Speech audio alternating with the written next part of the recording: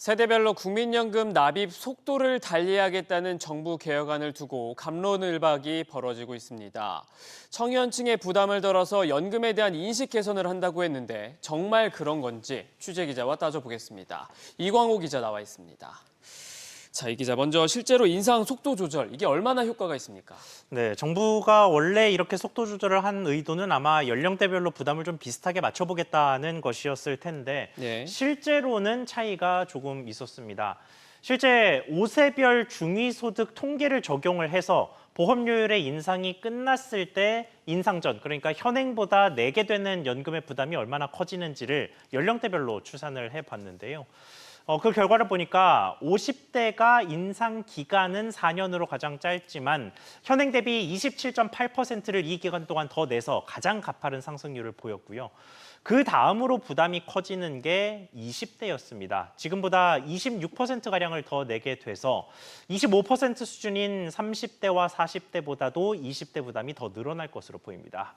여기에 20대가 가장 긴 기간 동안 13%를 적용받는 국민연금 납입을 하게 되기 때문에 누적되는 물가 상승 등 실질적인 부담까지 감안을 한다면 결국은 20대 젊은 층의 부담이 더 커질 수 있다는 게 전문가의 분석입니다. 그렇군요. 또 하나의 논란이 현재 59세인 납입 연령을 64세까지 늘리자 이런 얘기들이 있는데 현실적으로 가능한 겁니까? 네, 그런데 지금도 국민연금을 사실 길게 내지 않으려는 수요들이 굉장히 많습니다. 네. 현행 제도에서 60세 전후가 되면 몇 가지 선택을 할 수가 있습니다. 그중에 하나가 국민연금을 납입하는 기간을 65세까지 더 늘려서 그 이후에 받을 연금액을 더 늘릴 수도 있고요. 그와는 반대로 수급 개시 연령을 최대 5년까지 당길 수도 있습니다. 그런데 최근 통계를 보면 납입 기간을 연장하겠다고 나선 사람은 지난해 말 53만여 명에서 5월 들어 50만여 명으로 감소하는 추세고요. 반대로 1년에 6%포인트씩 깎이는 걸 감수하고서라도 연금을 미리 받겠다는 사람은 보시는 것처럼 매달 10,000명꼴로 늘고 있습니다.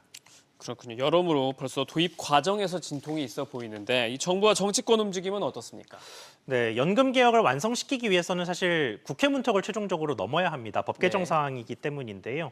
현재 국회 다수당인 더불어민주당은 정부안을 두고 세대별 갈라치기다. 또 소득 대체율로 44%로 더 높여야 한다는 주장을 내놓으면서 정부안을 사실상 반대했습니다.